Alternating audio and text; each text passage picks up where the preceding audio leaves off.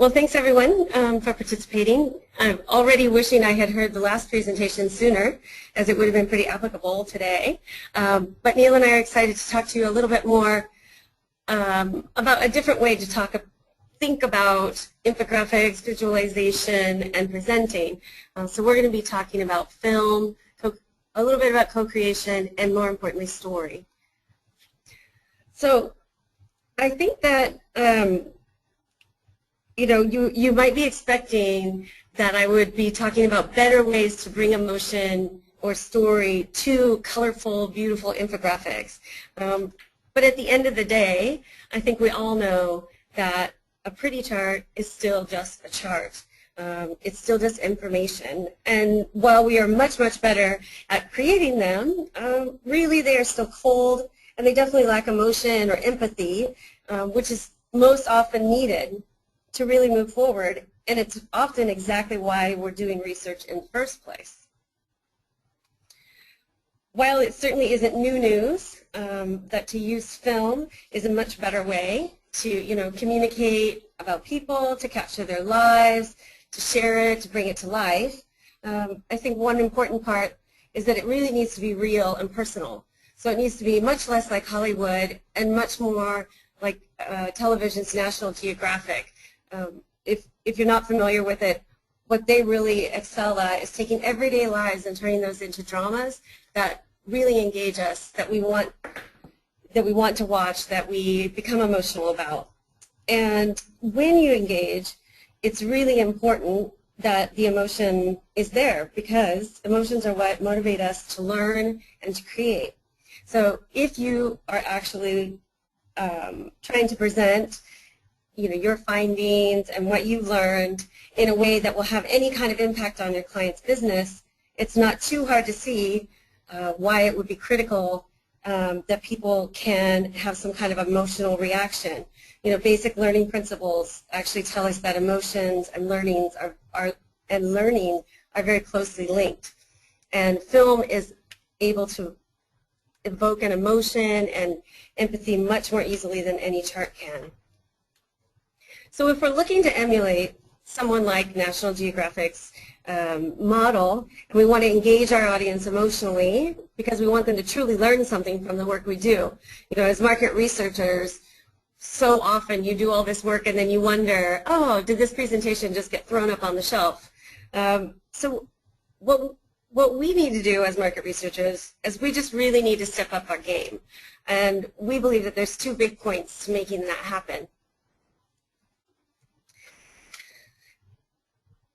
In the past, and we've all done this, I'm sure, we would bring someone along to shoot some footage for us. It's going to be a bit shaky. Maybe we even do it ourselves. I don't know, everyone's probably familiar with the flip camera footage that then you go home and edit. When it was still better than just another chart or an infographic, but often it just really wasn't that engaging in the end. And, so we really need to take it a bit more seriously. So really point one is that production counts. If you want to engage your audience on an emotional level so that they take it in and really feel it and really learn from it, you need to face the facts that production value is important. It's time to hire a professional staff, do the sound, do the lighting, and if you want your insights to be taken seriously, then you should get serious about how you share them as well. The second point is related to content. Really pretty but empty is a waste. So it's very vital that you also tell a story. Engagement is important. That's what we're aiming to do by using film. It's what we set out to do. But reality is, once you've advanced into professional production, this is way more expensive than just taking along the junior associate or using the handheld yourself. So it also helps to develop the story because it helps you have a targeted approach. We don't need to capture every single thing. This would result in hours and hours of footage, and if anyone's ever done that, it's not fun. So if you can go in with a story to tell, then you're already going to be more focused. two ways that this can happen. One is predetermined. You have a story in advance. For us at ABN, we had a client come to us with a problem to solve, which actually worked itself out naturally into a love story, complete with heartbreak and romance. But if you don't have that kind of stroke of luck that we had, you don't need to worry. You just do a bit of exploratory work. You know, go out, do a little bit of qualitative, do some interviews or a couple of groups, review anything that the client actually has already, and then start to shape your story from there. But one thing to really keep in mind as you do this is that the story you're telling really has to have a structure. And so I'm going to turn it over to Neil from Tapestry Works, and he's going to tell us a little bit more about how to make that happen. Okay, thanks Angela, and hi everyone. Let's talk a little bit about structure, and I think what you'll see in Hollywood is people will talk about two different types of story, and these are really also the two key elements of any story. Is you can have character-driven story and plot-driven story. And kind of what does that mean? Well, in a character-driven story, the central character themselves and the way they behave and the traits that they have are the things that actually drive the story. They are the things that kind of shape events that happen. Whereas in a plot-driven story, it's really the kind of events that shape the characters rather than the other way around. So I think a good example of that might be the difference between Skyfall, which hopefully many of you saw last year, which is really very kind of character-driven story, as most James Bond stories are, and Inception, which hopefully also many of you have seen, which is much more driven by the plot and the events, and in a way the events are shaping the characters and the way they behave rather than the other way around in that film. Now, in telling a good story, we do need to keep both of these aspects in mind, but it might be that depending on the objectives of our client, we might need to focus more on a character-driven story or a plot-driven story.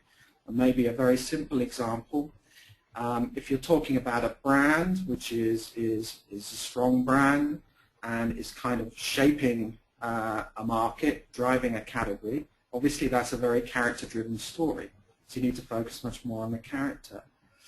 If you're in, say, a highly competitive market, maybe a market that a client wants to enter, maybe a market where they have challenges, then perhaps you're into a much more kind of plot-driven story where the events that are happening in the world are kind of shaping the client's brand in a much more direct way. So let's move on to plot first and plot structure. I think hopefully many of you will be familiar with the kind of three-act plot structure, a beginning, a middle, and an end, or perhaps you could say a context, action, and then a final result. But within those kind of three acts, there are also some kind of very important things happening in any well-structured story. So typically the first and the last act are shorter than the middle act. And what you'll see is that in the first act, it's particularly important to have a trigger for your story, what in Hollywood they would call the inciting event. That's the thing that pushes the kind of story along. And then in the final act, you're going to always have a climax where there's a kind of ultimate confrontation or antagonism which then resolves itself. And sort of, many stories will follow this kind of rising tension up to a climax and then the kind of denouement.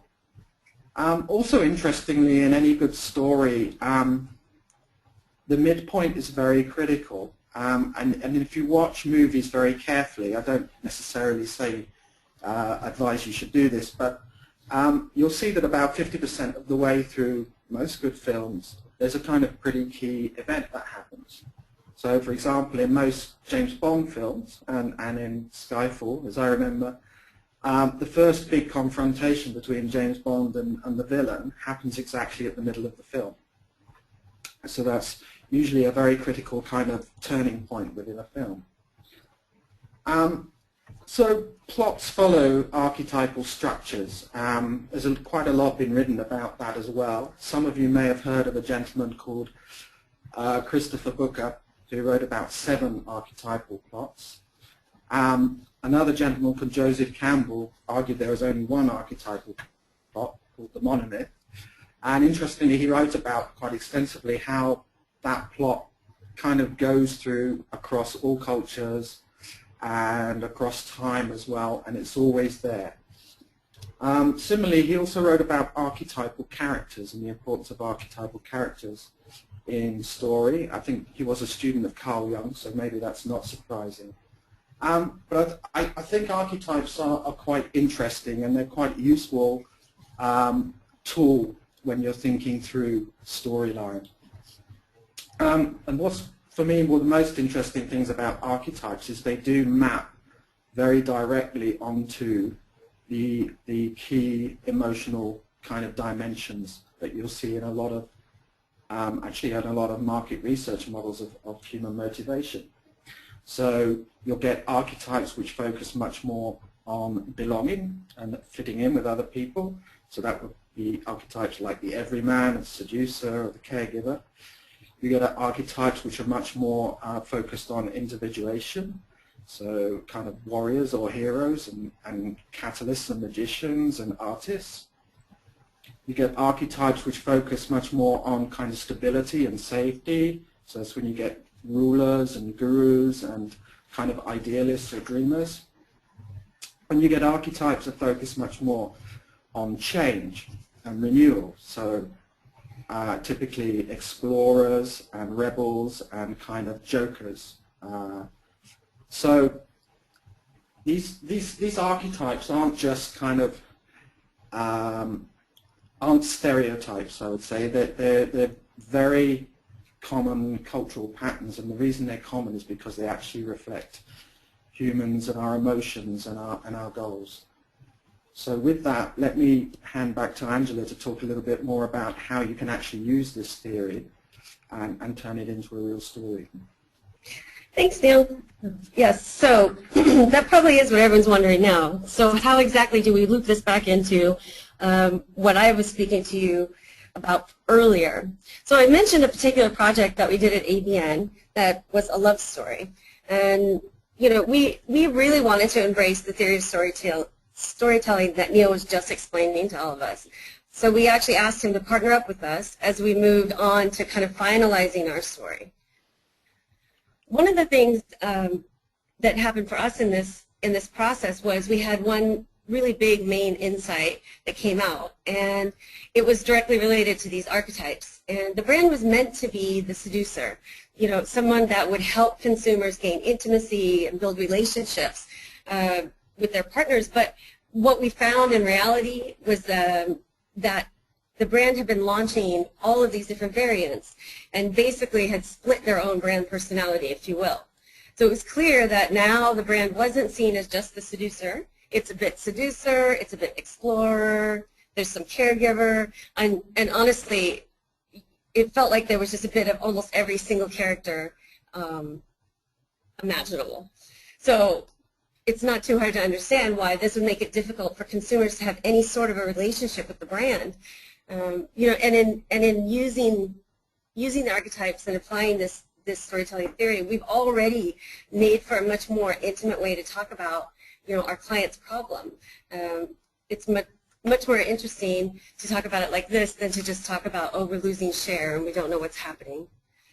So then the next big step is to turn this insight into a story, you know, that's engaging and helpful to our clients. I mean, at the end of the day, that's our job too.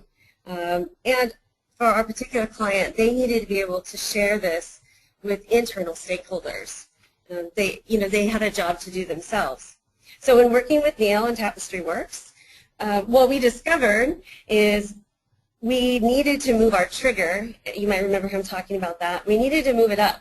That That way we could really set the story up properly.